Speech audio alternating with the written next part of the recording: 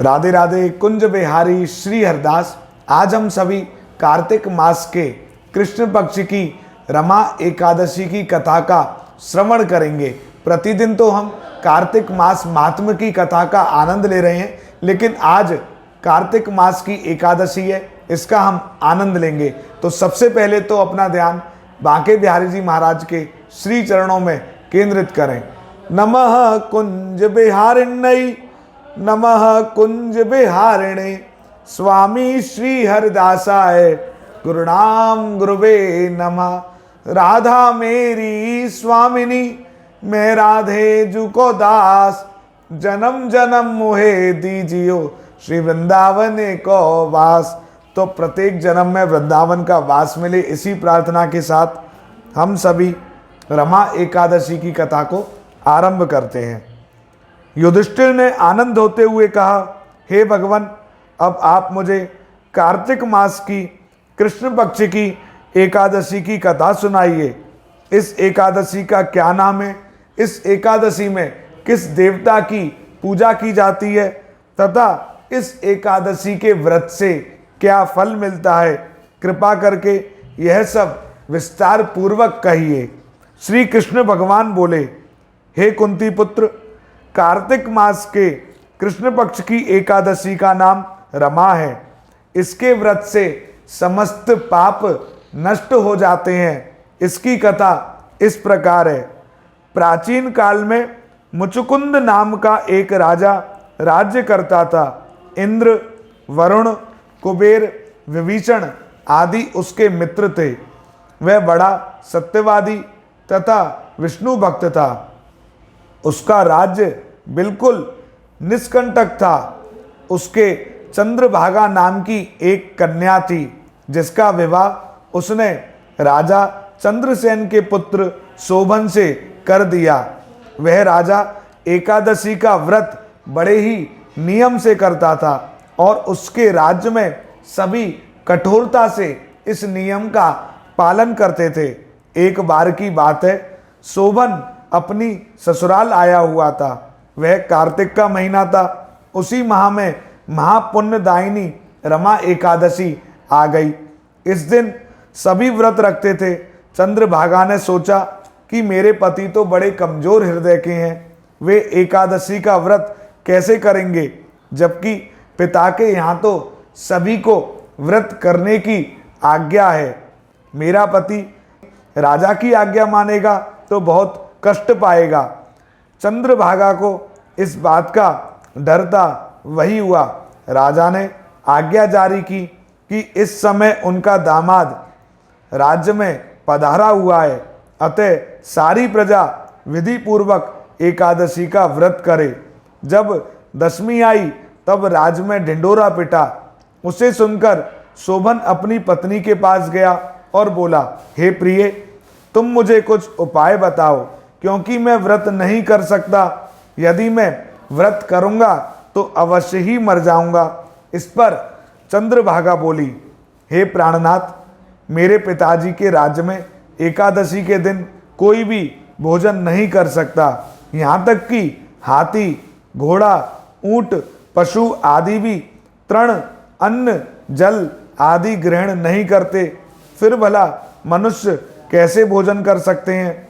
यदि आप व्रत नहीं कर सकते तो किसी दूसरे स्थान पर चले जाइए, क्योंकि यदि आप यहाँ रहेंगे तो आपको व्रत तो अवश्य ही करना पड़ेगा।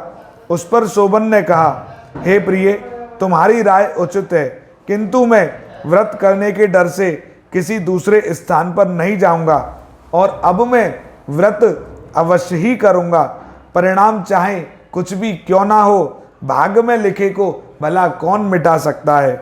उसने एकादशी का व्रत किया और भूख और प्यास से अत्यंत व्याकुल होने लगा।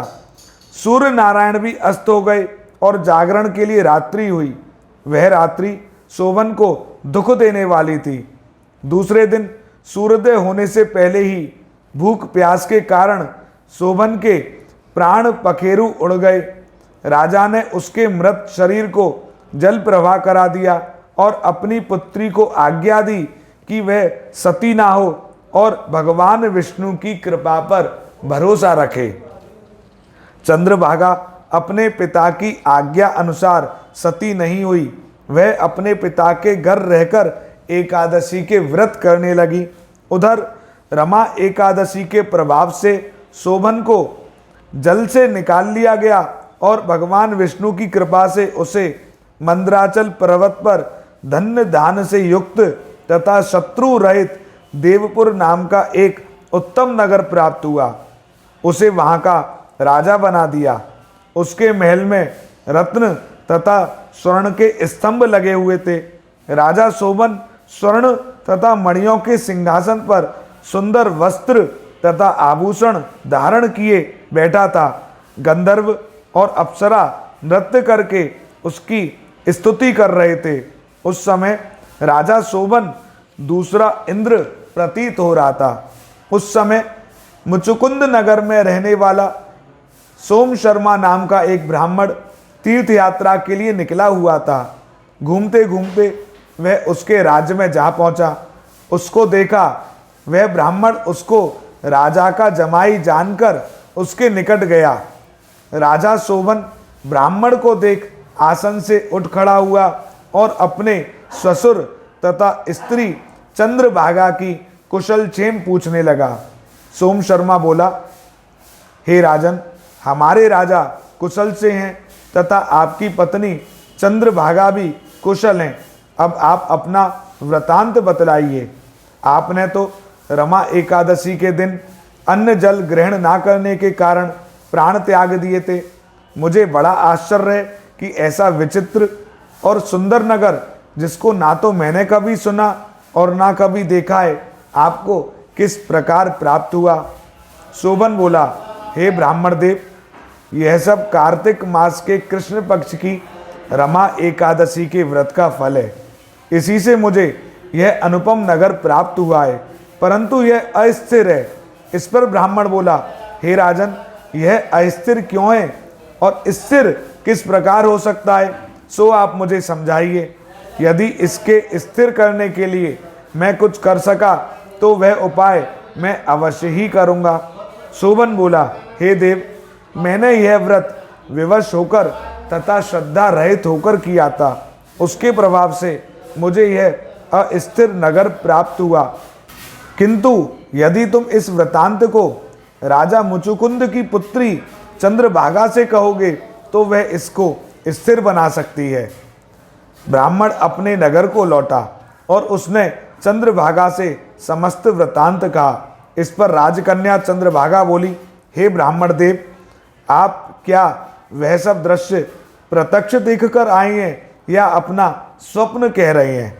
ब्राह्मण बोला, हे पुत्री, मैंने तेरे पति शोभन तथा उसके नगर को प्रत्यक्ष देखा है, परंतु वह नगर अस्थिर है।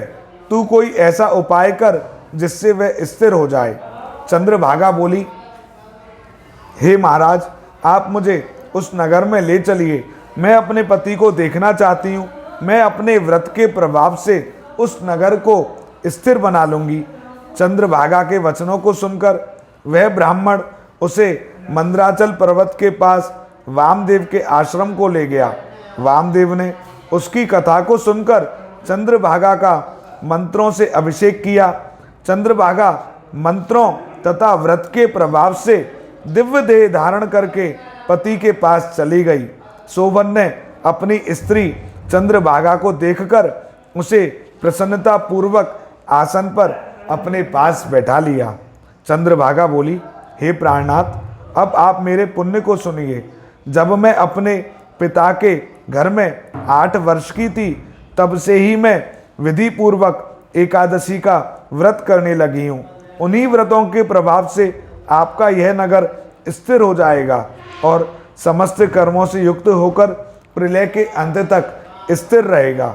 चंद्रभागा दिव्य रूप धारण करके तथा दिव्य वस्त्र अलंकारों से सजकर अपने पति के साथ आनंद पूर्वक रहने लगी। हे युधिष्ठिर, यह मैंने रमा एकादशी का महात्म कहा है। जो मनुष्य रमा एकादशी के व्रत को करते हैं उनके समस्त पाप नष्ट हो जाते हैं। जो मनुष्य रमा एकादशी का महात्म सुनते हैं वह अंत समय विष्णु लोक को जाते हैं।